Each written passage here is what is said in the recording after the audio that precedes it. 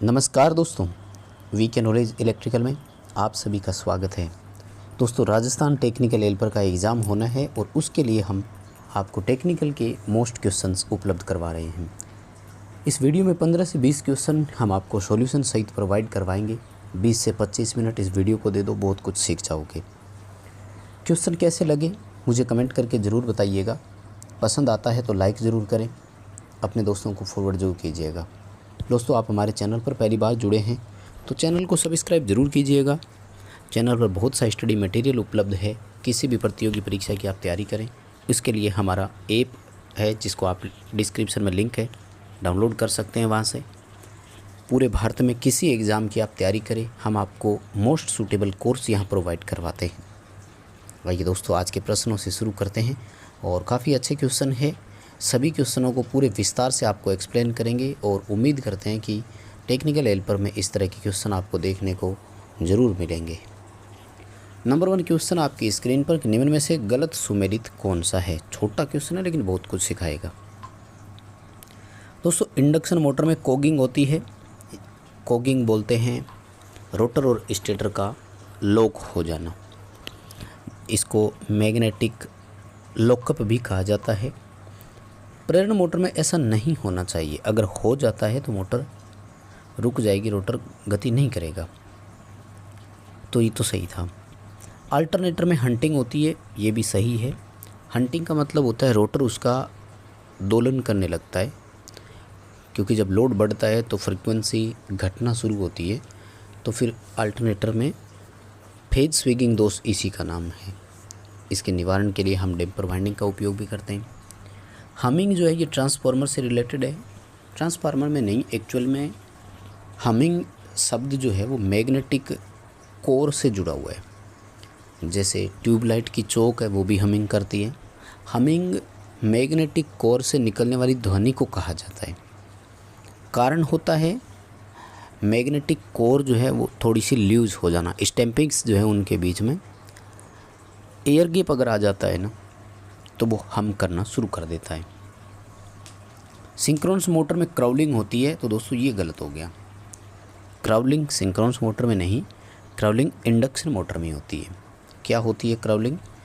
कि मोटर का अपनी सिंक्रोनस गति के 7वें भाग पर चलना क्राउलिंग कहलाता है। रीज़न बिहाइंड इट, इसके पीछे कारण क्या है? इसके पीछे कारण होता है मोटर में विकसित हार्मोन्स। हार्मोनिक्स पर मैंने एक बड़ा टॉपिक आपको दिया हुआ है, आप उसे ज़रूर देखें, समझेंगे। तो अभी हमारा डी उत्तर सही होगा कि गलत सुमेलित सिंक्रोनस मोटर वाला हो गया। सिंक्रोनस मोटर में कोई क्राउलिंग नहीं होती है, मोटर लॉकअप के कारण चलती है। रोटर गति सिंक्रोनस गति के बराबर होती है, कम होने की तो कोई संभावना है ही नहीं। डी उत्तर के साथ आपको जाना है। अगला क्वेश्चन है कि पेल्टियर प्रभाव किसका विलोम है। दोस्तों, पेल्टियर जो है वो सीबेक प्रभाव का जस्ट विपरीत होता है। सीबेक ये कहता है कि तापांतर के कारण ईएमएफ उत्पन्न होता है, तो पेल्टियर ये कहता है कि विभवांतर के कारण ताप पैदा होता है। तो एक दूसरे के विपरीत है। बी ऑप्शन आपको करना है। बाकी जूल, फैराडे और थॉमसन ये प्रभाव तो जानते ही होंगे। थॉमसन ये कहता है कि ऊष्मा एक सिरे पर अवशोषित की जाती है, एक सिरे पर उत्सर्जित की जाती है। जूल ने कहा था कि जब भी किसी प्रतिरोधी तार से धारा प्रवाहित होती है तो वो गर्म होकर ऊष्मा उत्पन्न करता है, जो I²RT के बराबर है।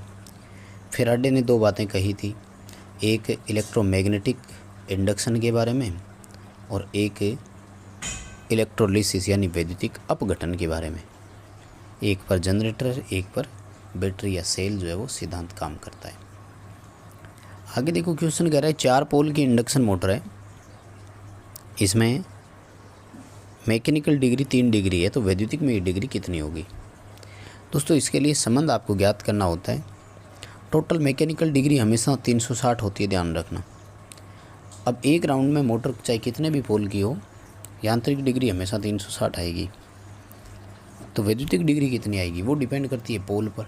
तो 180 इंटू पोल से आप इसको कैलकुलेट कर सकते हैं। ठीक है, इसको कैलकुलेट करेंगे तो आपका उत्तर आएगा 2 डिग्री। 2 डिग्री का मतलब क्या है? 1 मैकेनिकल के बराबर 2 है, तो 3 के बराबर इलेक्ट्रिकल कितना हो जाएगा? 6 हो जाएगा। सी उत्तर आपको यहाँ सही करना है। डीसी मशीन में सर्वाधिक हानियाँ कौन सी होती है? मोटर हो या जनरेटर हो, सर्वाधिक लॉस जो है वो आर्मेचर कॉपर लॉस होता है, ध्यान रखना। क्योंकि आर्मेचर में धारा का मान सर्वाधिक हम मानते हैं, उस ऑप्शन के हिसाब से आर्मेचर कॉपर लॉस होगा। घूर्णन हानि, एडी करंट हानि, ये सब कंपैरिजन में क्या कम होते हैं। अगला क्वेश्चन, ये काफ़ी अच्छा क्वेश्चन है दोस्तों, एग्ज़ाम ओरिएंटेड है, पूरी संभावना है एग्ज़ाम में क्वेश्चन हो सकता है।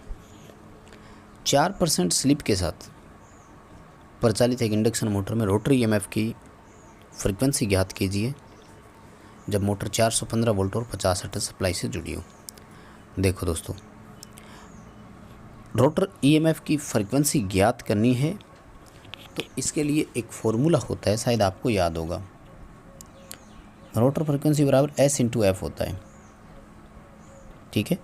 अब देखो, जब स्लिप कैलकुलेट करके ही दे रखी है तो हमें कुछ करने की ज़रूरत ही नहीं है। स्लिप 4% है तो 4/100 करेंगे। फ्रीक्वेंसी 50 हर्ट्ज दी हुई है, रोटर फ्रीक्वेंसी का मान आएगा 2 हर्ट्ज। चलिए आपको इसका एक शॉर्ट तरीका और बता देता हूँ। यदि सप्लाई फ्रीक्वेंसी 50 हर्ट्ज हो तो रोटर फ्रीक्वेंसी स्लिप की आधी होती है, ध्यान रखा करो। और नेक्स्ट हमारा क्वेश्चन जो है वो कह रहा है कि डीसी शंट मोटर को भी कहा जाता है। शंट मोटर का दूसरा नाम क्या है? मोटर की पहचान क्या है? हम सब जानते हैं कि डीसी शंट मोटर नियत गति वाली मोटर है। बड़ी विशेषता है कि मोटर का स्पीड रेगुलेशन बाकी सभी मोटरों से तुलना करने पर बहुत अच्छा है। गति कांस्टेंट रहने का कारण क्या है? कारण है इसके शंट फील्ड फ्लक्स जो है वो भी कांस्टेंट रहता है, इसलिए मोटर को नियत फ्लक्स मोटर भी कहा जाता है, यानी नियत गति मोटर भी बोलते हैं। गति नियत रहने का कारण क्या है? तो शंट फील्ड फ्लक्स इसका नियत कारण है। फ्लक्स नियत क्यों रहता है?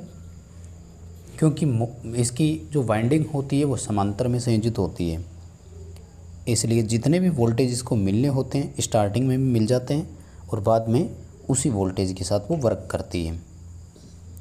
अगला हमारा सवाल है कि अल्टरनेटर के रोटर के प्रकार कौन से हैं? अल्टरनेटर में 2 तरह के रोटर होते हैं और इंडक्शन मोटर में 2 तरह के रोटर होते हैं। अल्टरनेटर की संरचना 3 फेज सिंक्रोनस मोटर के समान है, इसलिए सिंक्रोनस मोटर और अल्टरनेटर के रोटर एक बराबर होते हैं या एक जैसे होते हैं, आप ये आंसर दे सकते हैं। अल्टरनेटर का दूसरा नाम सिंक्रोनस जनरेटर है। तो सिंक्रोनस जनरेटर में जो रोटर होते हैं वो है अपना बेलनाकार पोल टाइप और सेलिएंट पोल टाइप। क्वेश्चन में डी आंसर के साथ अपने जाएंगे। बेलनाकार की बड़ी विशेषता है कि इसमें केवल 2 पोल होते हैं। हाई स्पीड आरपीएम यानी जनरली 3000 आरपीएम के लिए यूज करते हैं और इसको स्मूथ सिलेंड्रिकल भी बोला जाता है। जिस जनरेटर या अल्टरनेटर में यूज करते हैं उन अल्टरनेटरों का नाम जो है वो रखा गया है टर्बो अल्टरनेटर और स्टीम अल्टरनेटर। अगर बात करें सेलिएंट पोल के लिए, लो स्पीड के लिए इसका आंसर मानते हैं, निम्न गति के लिए इसका यूज करेंगे, फिर ऑप्शन इस तरह का देते हैं। जनरली इसका उपयोग हाइड्रो पावर प्लांट में करते हैं जहां 300 आरपीएम के आसपास इनकी गति मानी जाती है। 20 के करीब इसमें पोल बताए जाते हैं। बात करें यदि हम इंडक्शन मोटर के, मान लीजिए यही सेम क्वेश्चन अगर इंडक्शन मोटरों के मामले में होता तो इंडक्शन मोटर जो है उसका रोटर, ये दोनों ऑप्शन आप कर देते सी में, cage type rotor, wound type rotor. Cage type में जनरली एल्यूमिनियम की शॉर्ट सर्किटेड चालक छड़ें होती है, जबकि वाउंड रोटर जो होता है वो 3 फेज वाइंडिंग की जाती है। इसमें जितने स्टेटर में पोल होते हैं उतने ही पोल के लिए रोटर को वाउंड करते हैं, जबकि केज टाइप रोटर में पोल का निर्माण स्वतः ही होता है रोटर की स्पीड के अकॉर्डिंग। तुलनात्मक रूप से केज टाइप का प्रतिरोध कम, वाउंड टाइप का अधिक होता है, इसलिए वाउंड टाइप केज की अपेक्षा हाई स्टार्टिंग टॉर्क प्रदान करता है। कंपैरेटिवली आपसे सवाल पूछे जा सकते हैं, यानी अब इस क्वेश्चन में 2 बन गए। अल्टरनेटर या सिंक्रोनस मशीन का पूछे तब तो डी करना है, इंडक्शन मोटर के मामले में पूछे तो सी ऑप्शन करना है, केज टाइप और वाउंड टाइप। दोस्तों उम्मीद कर रहा हूँ आपको सारी चीज़ें अच्छे से समझ में आ रही है। अगर ऐसा ही हो रहा है प्लीज़ वीडियो लाइक ज़रूर कीजिएगा, हमें बहुत मोटिवेशन मिलता है। दोस्तों को शेयर ज़रूर कीजिएगा और हाँ यार प्लीज़ ऐप डाउनलोड कीजिए और उसमें आपके लिए बहुत सारे टेस्ट फ्री में भी है जिन्हें आप अटेम्प्ट कर सकते हैं।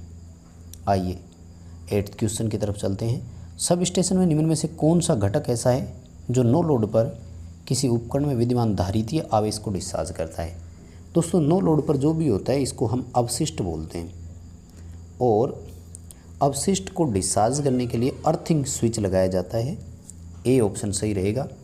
सर्किट ब्रेकर हेवी करंट या हेवी लोड पर सर्किट को मेक ब्रेक भी करता है और फॉल्ट कंडीशन आने पर ऑटोमेटिक ट्रिप भी करता है, कई तरह का होता है।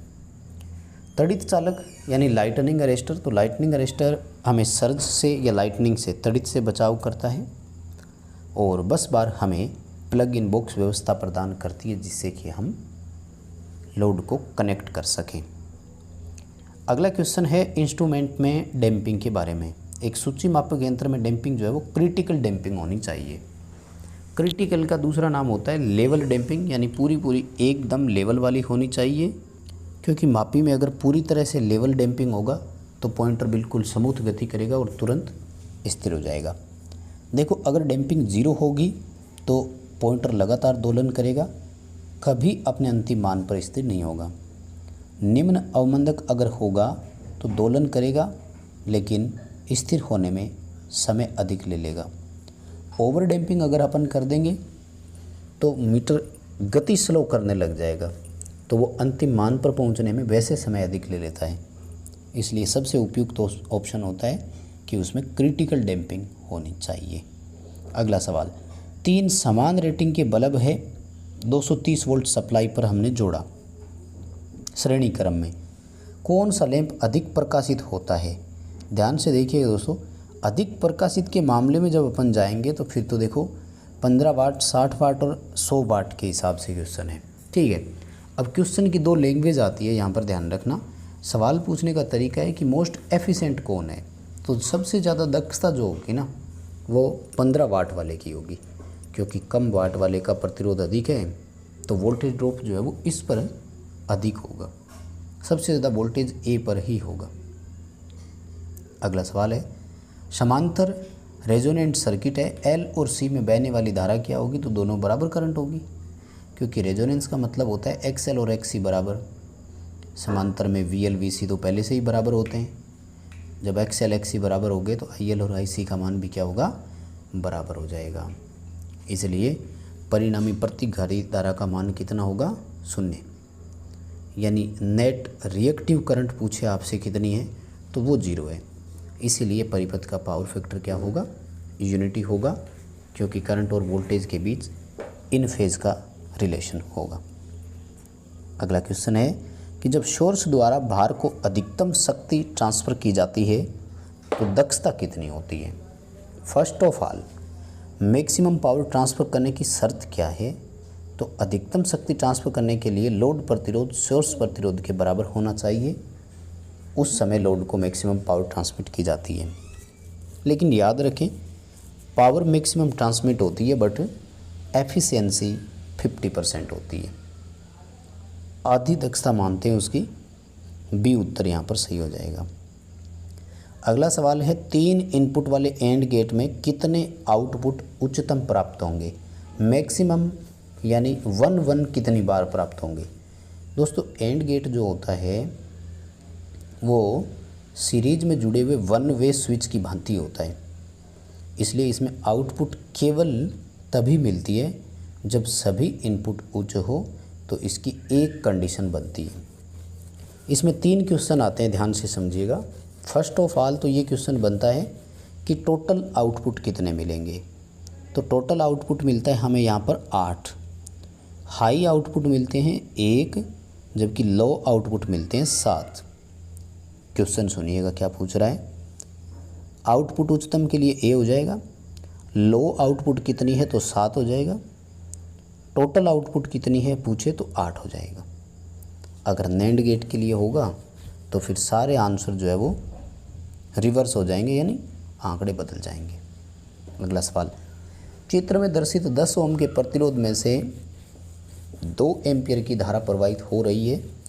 3 ओम के प्रतिरोध पर वोल्टेज ड्रॉप का मान बताइए। सिंपल सा सवाल दिए है। देखो ये डायग्राम देकर कह रहा है कि यहाँ से 2 एम्पियर धारा चल रही है, ठीक है।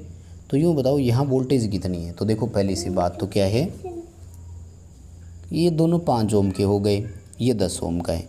प्रतिरोध का अनुपात 1:2 है, तो धाराओं का अनुपात 2:1 होगा। यानी यहाँ पर अगर 2 एम्पियर करंट चल रही है तो जो अपना 3 ओम का प्रतिरोधक है इसमें से 4 एम्पियर करंट चलेगी। 4 एम्पियर करंट चलेगी तो इस पर वोल्टेज ड्रॉप कितने होंगे, 12 वोल्ट। अगर 2 ओम वाले के लिए पूछ लेता तो 8 वोल्ट ड्रॉप हो रही है। और अगर सप्लाई वोल्टेज के हिसाब से अपन से पूछ लेगा तो ओवरऑल इसमें 20 वोल्ट जो है वो सप्लाई का मान होगा। 3-4 क्वेश्चन बनते हैं, एक में से ही आराम से इसे करें और आराम से समझने का प्रयास करें। मुझे लगता है आप बहुत बेहतर तरीके से इस क्वेश्चन का आंसर कर पाएंगे अगर पेपर में आ जाएगा तो। 12 वोल्ट की बैटरी है, आंतरिक प्रतिरोध 0.5 ओम है। कौन सा प्रतिरोध जोड़े कि उस प्रतिरोधक को 11 वोल्ट मिले। देखिए माय डियर, प्रतिरोध को 11 वोल्ट मिले, बैटरी 12 वोल्ट की है। इसका मतलब हम क्या सोच रहे हैं, हम ये सोच रहे हैं कि बैटरी के जो अंदर वोल्टेज ड्रॉप हो रही है वो कितने की है, 1 वोल्ट की है। यानी आंतरिक प्रतिरोध के कारण जो ड्रॉप हम मान रहे हैं वो कितना मान रहे हैं, 1 वोल्ट। सो दैट धारा का मान कितना हो गया, अगर आप देखें यहाँ पर तो धारा का मान हो गया 2 एम्पियर। अब वो 2 एम्पियर इस सीरीज प्रतिरोधक में से भी तो चलेगी ना, तो R बराबर V/I कर दो। 11 वोल्ट में 2 जो एम्पियर धारा है इसका भाग दे दो, उत्तर आ गया 5.5 ओम। अगला सवाल है कि जंक्शन क्रमशः कितने होते हैं, UJT, SCR और BJT।